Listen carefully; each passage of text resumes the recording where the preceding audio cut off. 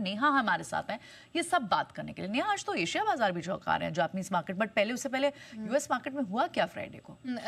All that you just mention ना कि Asian markets में अब जैसे आप निक्केई का मार्केट देख लीजिए, यहाँ पर भी बहुत बड़े डेवलपमेंट्स हुए हैं जापान में ओवर द वीकेंड। इनकी जो बैंक की लेंडिंग है ना, लेंडिंग ग्रोथ अनुमान से काफ़ी बेहतर आई है।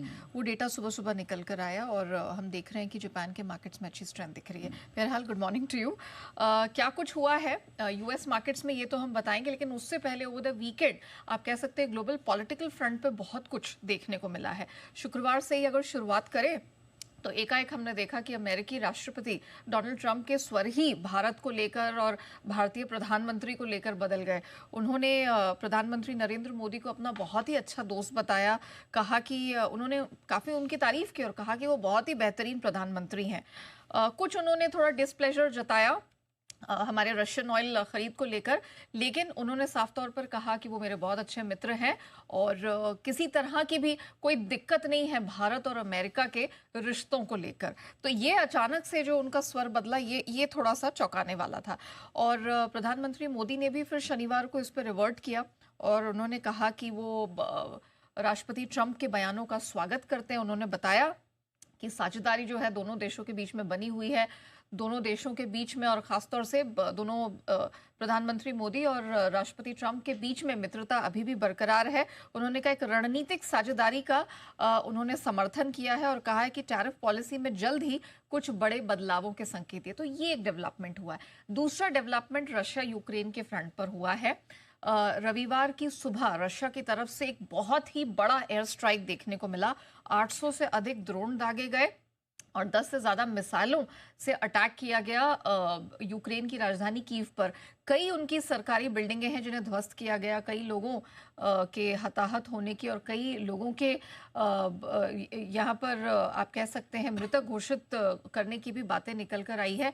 एक बहुत बड़ा अटैक रशिया की तरफ से दिखा और यूक्रेन के नॉर्थ, साउथ और ईस्टर्न रीजन्स हैं उस पर काफ़ी क्षति पहुंची है। तो ये दो बड़े डेवलपमेंट हुए।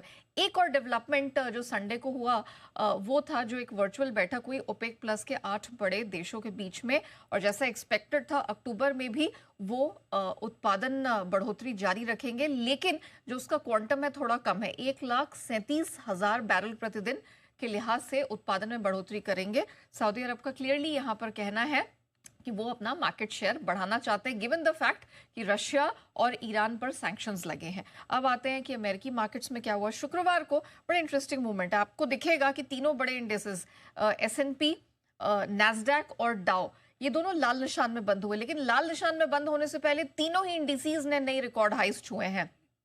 आप S&P की बात करें 6,532 का लाइफ हाई छुआ, फिर हमने देखा दिन की ऊंचाई से और उसके लाइफ हाई से 50 पॉइंट नीचे बंद हुआ और क्लोजिंग 20 पॉइंट नीचे हुई है। डाउ की बात करें, यहाँ हमने 54,770 का लाइफ हाई बनते हुए देखा और ये अपनी नई रिकॉर्ड ऊंचाई से 370 अंक फिसल के बंद हुआ। Same is the case with Nasdaq. पहली बार 789 के आसपास के लेवल पर हमने इसे रिकॉर्ड हाई छूते हुए देखा और फिर ऊपर से अच्छी खासी करेक्शन आई, लेकिन इसकी ये जो बंद हुआ है ये 7 पॉइंट नीचे ही हुआ।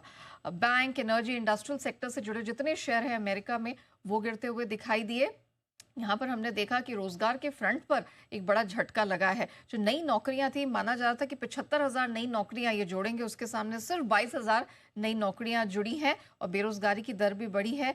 फेडरल रिजर्व से ब्याज दरों में कटौती की भी उम्मीद अब प्रबल होती दिखाई दे रही है। 17 सितंबर को बैठक है। ब्रॉडकॉम के आय पर मजबूत गाइडेंस निकल कर आया, तो ये एक स्टॉक है जो 9.5% भागने में कामयाब रहा। डॉलर इंडेक्स 98 के नीचे फिसला। 10 साल की अमेरिकी बॉन्ड यील्ड 4% पर आ गई है। लगातार कई दिनों से गिरावट दिखी, 5 महीने के लोस पर है। सोने में नया ऑल टाइम हाई घरेलू और अंतर्राष्ट्रीय बाजार दोनों जगह बना।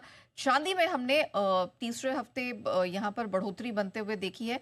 कच्चा तेल 3 हफ्ते के लो पर आया, लेकिन ये जो डेवलपमेंट हुआ रशिया यूक्रेन के बीच में, उसके बाद आज सुबह हम देख रहे हैं 1% की स्ट्रेंथ आई है।